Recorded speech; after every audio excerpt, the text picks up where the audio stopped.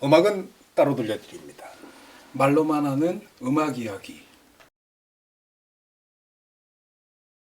피아노 트리오. 네, 오늘은 피아노 트리오 얘기를 해볼 건데요. 오늘을 시작으로 한 3, 4회 정도를 재즈에서 뭐 솔로나 듀엣 빼고는 가장 기본이 되는 편성인 트리오 편성에 대해서 이야기를 좀 해보려고 하는데요. 가장 기본이 되는 트리오는 피아노, 베이스, 드럼 이렇게 해서 우리가 피아노 트리오라고 말하는 그 트리오, 피아노 트리오가 가장 기본 편성인데요. 트리오 연주가 피아노, 베이스, 드럼만 있었던 건 아니죠. 드럼이 빠지고 그 자리에 기타가 들어오는 피아노, 기타, 베이스, 혹은 피아노가 빠지고 색소폰, 드럼, 베이스. 뭐 이런 여러 형태의 트리오들이 있었는데요. 그 트리오들에 대해서 포맷을 달리한 트리오들을 몇 곡씩 좀 소개를 해보려고 하는데, 오늘은 피아노 트리오. 피아노 트리오라고 말은 하지만 어쩌면 제가 좋아하는 피아니스트를 리스트업한 거일 수도 있을 것 같아요. 그 수많은 피아노 트리오 중에 어떤 기준으로 골랐느냐. 곧 그냥 제가 좋아하는 피아니스트를 고른 건데, 첫 번째 브래드 멜다우 트리오의 97년 녹음, 98년 발매된 라이브 앳 더 빌리지 뱅가드 The Art of the Trio 볼륨 2 앨범에서 문 리버. 제가 들어본 문 리버 중에서는 가장 그 강력한, 그러니까 문 리버 그러면 정말 아주 부드럽게 넘어가잖아요. 근데 이거는 부드러운 게 아니야. 그냥 강력하게 그냥 막 치고 들어오더라고. 중간에 막 즉흥 연주에 갔을 땐 문 리버는 이미 없어지고 시작하고 쭉 문 리버의 정서를 이어가는 그 젊은 피아니스트 27살 때인데, 지금은 이제 중견이 돼 있는 브래드 멜다우의 가장 왕성해서 어떤 물이 올랐을 시절이 아닌가 생각하게 되는데, 정말 색다른 해석의 문 리버예요. 97년도 7월 말부터 8월 초까지 뉴욕 빌리지 뱅가드에서 브래드 멜다우 트리오가 공연을 한 모양이에요. 무라카미 하루키가 타임머신이 있으면 그 에세이를 한번 읽은 적이 있는데, 타임머신이 있다면은 클리포드 브라운, 맥스 로우치, 클리포드 브라운 퀸텟이 50년대 중반에 한 연주를 타임머신을 타고 가서 보고 싶다 이랬는데, 저는 나라면 어떨까 하는 생각을 하다가 이상하게 브래드 멜다우를 제가 좋아해요. 동년배이기도 하고 왠지 그의 연주는 다 좋다 하는 생각이 들어요. 빌 에반스를 들어도, 다른 어떤 피아니스트의 음악을 들어도 다 좋다는 생각은 안 들거든요. 근데 키스 자렛 근데 키스 자렛도 즉흥 연주 위주의 곡들을 들을 때는 너무 어렵고 너무 한쪽으로 확 빠져가니까. 근데 브래드 멜다우는 제가 좋아하는 락밴드의 곡을 연주하기도 하고, 그리고 이런 문 리버 같은 헨리 맨신이 작곡에 티파니에서 아침을 해서 오드리 헵번이 그 창가에서 기타를 착 치면서 불렀던 그 곡을 내 친구 같은 피아니스트가 재해석을 해내는데 한 10분이 넘게 말랑말랑하게 시작했으나 중간에 즉흥 연주에서는 완전히 어디로 확 빠져들어가는 듯한 그런 연주를 해내는 브래드 멜다우가 좋고, 제가 이 곡을 한번 얼마 전에 The Way You Look Tonight이라는 그 곡을 여러 버전 소개할 때 브래드 멜다우의 이 앨범에서의 The Way You Look Tonight을 소개한 적이 있었는데, 그 다음 곡이 문 리버거든요. 그래서 어쩌면 가장 좋아하는 피아니스트가 브래드 멜다우라고 할 수는 없지만, 5손가락 안에 드는 브래드 멜다우의 문 리버를 첫 곡으로 한번 골라봤고요.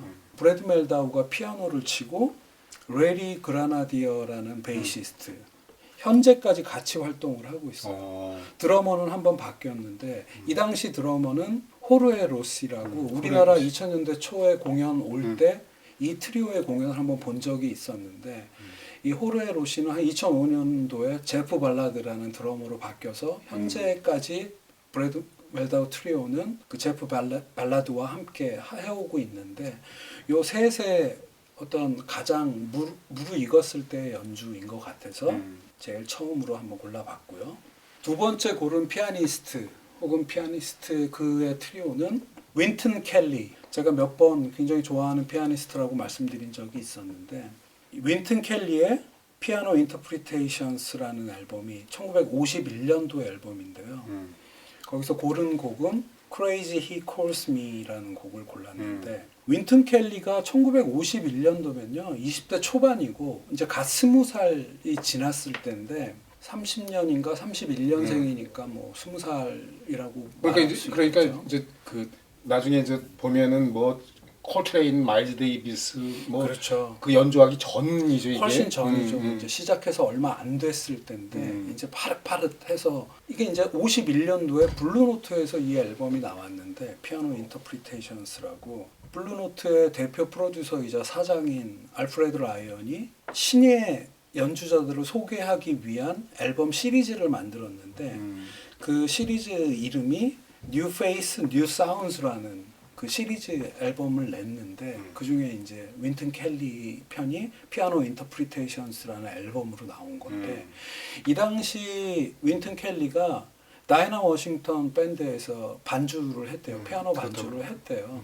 그리고 그 1년 후 52년도에는 디지 길레스피 밴드에 가서 이제 본격적으로 시작하고 그 다음에 군대를 갔다가 나온 다음부터는 모든 재즈 뮤지션들이 좋아하는 피아노 반주자 사이드맨이 돼갖고 그 다음에 마일스 데이비스도 만나고 자기 트리오 연주를 해가면서 계속 발전해 나가게 되는데 마일스 데이비스 밴드의 윈튼 켈리가 피아노를 담당할 때 존 콜트레인이 얘기를 했다는데 이제 공연을 하다 보면은 마일스 데이비스가 이렇게 내려와갖고 무대에서 내려와갖고 그 피아노를 이렇게 연주하는 걸 들었다고. 윈튼 켈리의 그 아름다운 멜로디와 그 윈튼 켈리가 밴드를 하나로 묶어주는 그런 힘 같은 게 있었다고 해요. 그래서 마일스 데이비스가 항상 흐뭇하게 윈튼 켈리 피아노를 이렇게 들었다고.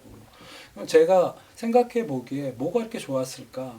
물론 연주를 잘하니까 좋겠지만 제가 그냥 혼자 생각해 보기에 그 멜로디나 이런 것들을 이렇게 풀어나가는 그게 그 어떤 그만이 가지는 능력이 있다고 저마다의 그 색깔이 있는데 윈튼 켈리의 색깔은 되게 아름다운 멜로디를 구사하는 데 있다고 생각이 드는데 이 20살, 21살 때의 연주 이 Crazy He Calls Me라는 곡은 이걸 듣고 있으면 너무 아름다워요. 그리고 그 처음 시작한 피아니스트 그 다이나 워싱턴 밴드에서 피아노를 이렇게 반주를 하고 있던 여가수의 그게 되게 예쁘고 그런 멜로디를 이 사람이 시작했구나. 그래서 어쩌면 윈튼 켈리를 나중부터 역으로 듣게 됐지만 굉장히 발견하고 좋아했던 곡이 이 곡이어서 두 번째로 한번 골라봤고요. 정말 아름답더라고.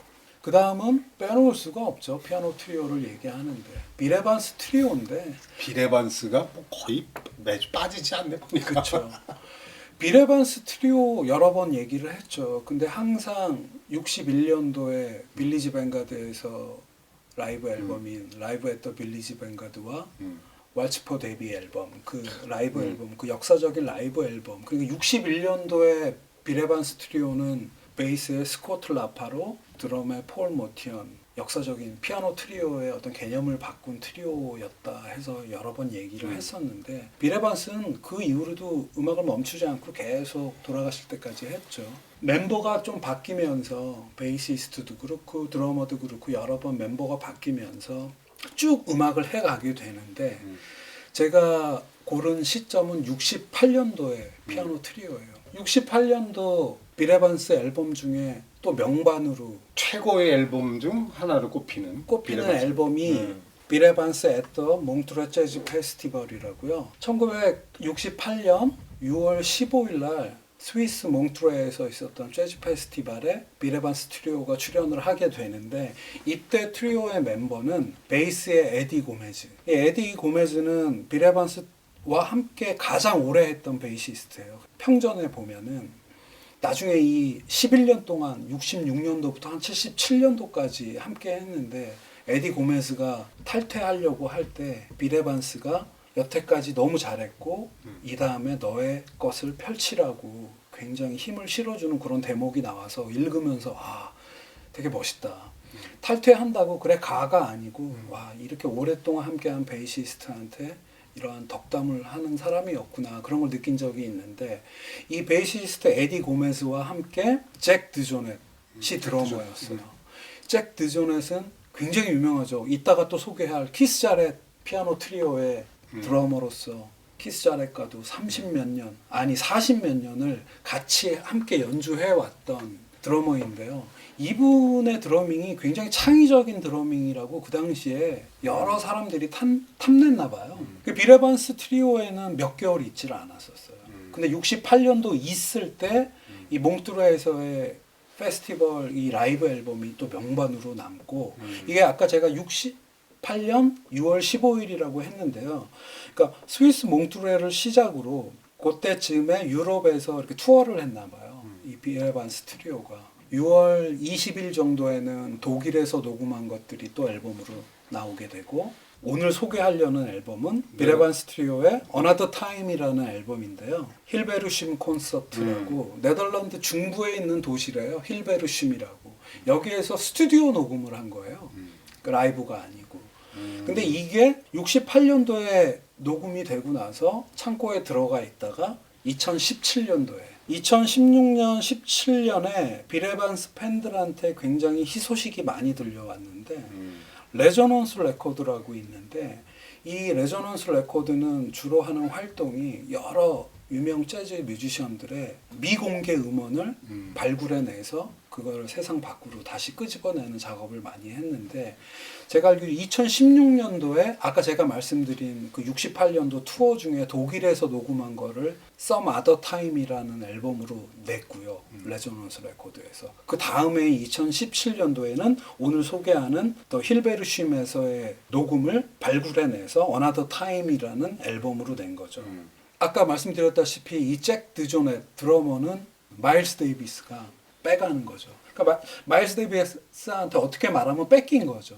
그래서 이 당시 68년도 당시에 잭 드조넷이 있던 이 트리오가 계속됐으면 빌 에반스가 훨씬 좋았을 것이다 하는 얘기도 어서 읽은 적이 있는데 짧았기 때문에 아쉬웠던 요 세 명의 조합을 한번 골라봤는데 고른 곡은 Turn Out the Stars라는 아주 되게 잔잔하고 아름다운 곡을 한번 골라봤고요. 근데 이게 이 앨범을 들어보니까 정말 나는 여태까지 빌 에반스와는 또 다른 색깔의 분위기더라고 느낌이더라고. 그렇죠. 예. 그 사람들이 이 잭 드조넷의 드러밍이 굉장히 창의적이고 훌륭하다고 얘기하는데 사실 저 같은 음악적으로 분석이 불가능한 사람한테는 그냥 들리는 정도로만 느끼게 되는데 역시 뭔가 좀 다르고 다시 한번 그 61년도 그 트리오가 그 당시 베이시스트였던 스코트 라파로의 갑작스러운 사망으로 인해서 깨지고 난 다음에 이제 여러 시행착오를 겪어가면서 음악을 이렇게 해오는 빌 에반스 트리오가 다시 한번 뭔가 이렇게 짱짱해지는 느낌이 있었는데 이게 짧았다고 하니까 되게 아쉬웠는데 또 레저넌스 레코드라는 데에서는 그 당시 녹음들을 꺼내서 2010년대 말에 이렇게 냈고 그래서 이 연주를 우리가 들을 수 있었던 거죠.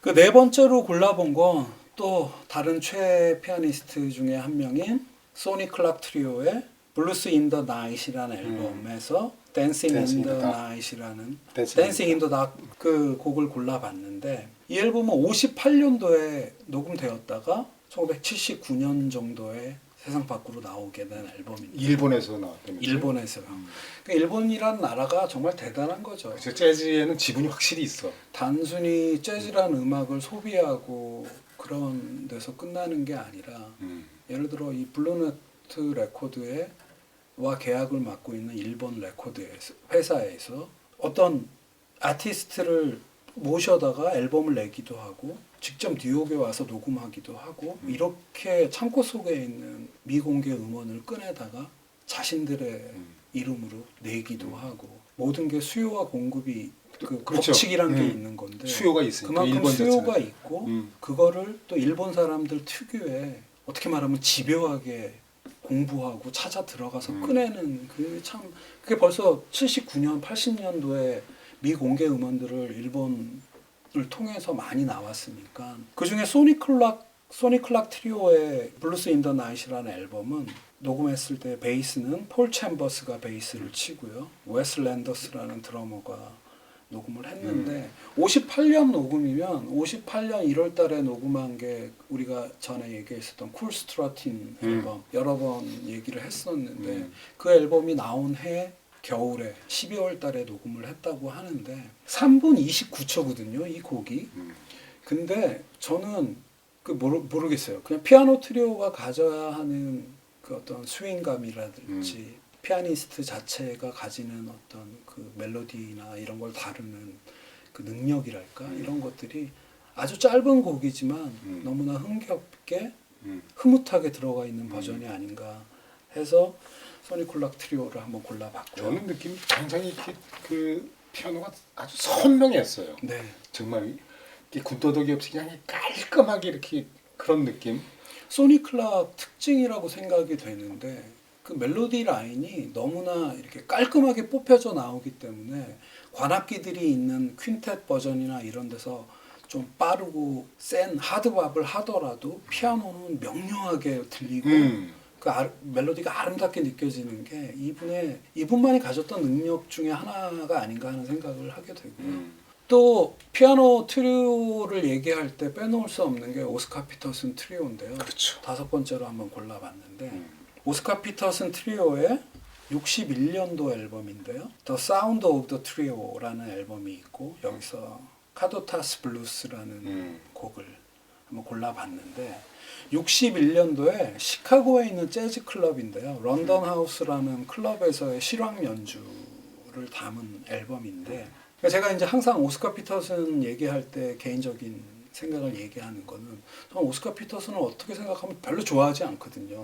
왜냐하면 너무 유려하고 너무 장식적이어서 그게 약간 부담스럽다고 할까? 근데 이때쯤 이 앨범에서의 오스카 피터슨은 그런 장식음을 많이 사용하지 않고요. 이 노래 제목인 카도타스 블루스, 그러니까 블루스라는 형식에 굉장히 딱 그 집중하는 거기에 충실한 연주가 아닌가 그런 즉흥 연주가 담겨 있는데 10분이 넘는 긴 곡인데 그 당시 이제 오스카 피터슨 트리오는 오스카 피터슨이 피아노고 레이 브라운이 베이시스트고 에드 틱펜이 드러머인데 이 세 명의 호흡이 이 공연 중에 이렇게 녹음이 된 이 곡 한 곡에서 그렇게 제가 별로 좋아하지 않는 장식음 같은 걸 빼고 즉흥 연주 위주로 이 세 명이 아주 완벽한 팀을 이루어가는 게 아닌가 하는 생각이 들어서 굉장히 좋아하게 되고 이 시카고의 그 런던 하우스 클럽에서의 실황 연주들은 여러 앨범명으로 세 장인가 예. 뭐 이렇게 같이 이렇게 해서 예, 나왔다고 그렇게 여러 앨범으로 나오고 나중에는 또 그 이 시카고 그 이 런던 하우스 클럽에서의 연주를 전부 다 모아서 또 이렇게 CD 몇 장으로 나오는 걸 보면은 그 많은 사람들이 요 당시에 오스카 피터슨 트리오를 굉장히 높게 산 게 아닌가 하는 반증도 되는 것 특히 이 같아서 카도타 블루스 연주가 예. 압권. 예. 굉장히 듣다가 이 곡에 꽂혀갖고 이 곡만 이제 MP3로 바꿔갖고 옛날에 폰 안에 넣어놓고 자주 듣는 곡인데 오스카 피터슨 트리오를 뺄 수는 없어서 왜냐하면 다른 포맷에 그러니까 오스카 피터슨 트리오가 60년대 이렇게 피아노, 베이스, 드럼이었지만은 50년대 초반부터 그 후반까지는 드럼이 없었죠. 허브 앨리스라는 기타리스트와 함께 피아노, 기타, 베이스 이런 트리오도 오랫동안 해왔기 때문에 트리오란 포맷에서는 오스카 피터슨은 지분이 있다 이런 생각이 좀 들고요. 마지막은 우리가 링크에 달거나 모아서 들려드릴 수는 없지만 키스 자렛 트리오를 빼놓을 수가 없고 어쩌면 가장 제가 판을 많이 갖고 있고 좋아하고 오랫동안 들어온 피아노 트리오여서 키스 자렛 트리오 말이 필요 없죠. 피아노의 키스 자렛, 베이스의 게리 피코, 그 드럼의 아까 빌 에반스 트리오 얘기할 때 했던 잭 드조넷. 이 트리오를 스탠다드 트리오라고 우리가 부르죠.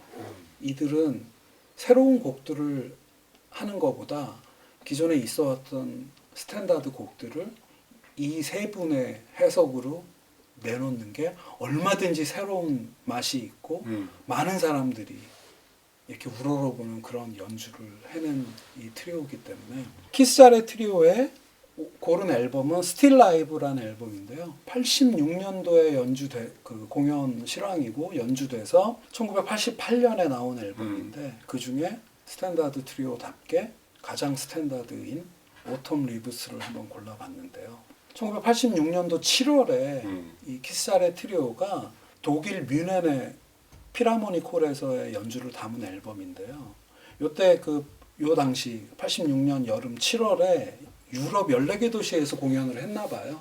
그중에 이제 독일 뮌헨의 공연이 앨범으로 나오게 된 건데 83년도에 이 트리오가 시작을 하거든요. 83년에 The Standard Volume 1이라는 앨범으로부터 이제 한 30년 이상을 이들이 수많은 앨범들을 스탠다드만 연주하면서 그때마다의 어떤 해석들이 너무나 훌륭하고 키샤렛이란 피아니스트가 지금은 이제 연주를 못 하시지만 그래서 더 늦은 쪽 왔어요. 예, 그래갖고 왼손을 사용 못하고 공식적으로 한 1, 2년 전에 발표를 하셨죠. 83년에 이 트리오가 시작해서 86년 연주면은 이제 궤도에 올라서 이들의 가장 생동감 넘치는 연주가 아닐까? 그러니까 우리가 너무나 익히 알고 있는 오텀 리브스를 이 버전으로 들었을 때, 그리고 이 앨범 자켓도 굉장히 좋아하는 자켓인데 스틸 라이브라는 앨범 자체 통으로 들어도 그렇게 어렵지 않고 좋은 연주가 담겨 있어서 키샤렛 트리오를 마지막으로 6번째로 골라봤는데 피아노 트리오는 너무나 많죠. 그 중에 이제 그냥 제가 개인적으로 좋아하는 6곡을 모았다고 말할 수 있겠는데. 근데 오늘 추천하는 이 6곡이 네. 정말 그 괜찮아요. 그래서 저도 오늘 소개하기로 하고 지난 월요일 날 이렇게 데스크탑에다 6곡을 이렇게 띄워놓고 그걸 이렇게 한 번에 이렇게 틀으면서 책도 읽고 그랬는데 제가 좋아하는 곡이니 저한테는 좋지만 한번 모아서 들으면 어떠실까. 각자 개성이 있고 네. 그리고 이렇게 어렵지 않아요. 그냥 다들 이렇게 그렇죠. 편하게 다 다가오는 예. 곡들이야. 피아노 트리오의 매력이 그런 거니까. 우리가 뭐 듀크 조단 얘기할 때도 그랬고. 자, 그래서 다음 주부터는 이제 다른 포맷의 이제 재즈에서의 트리오들을 한번 서치해 보겠습니다. 오케이. 시리즈 트리오 시리즈 첫 번째 네. 피아노 트리오 여기서 마무리하겠습니다. 감사합니다.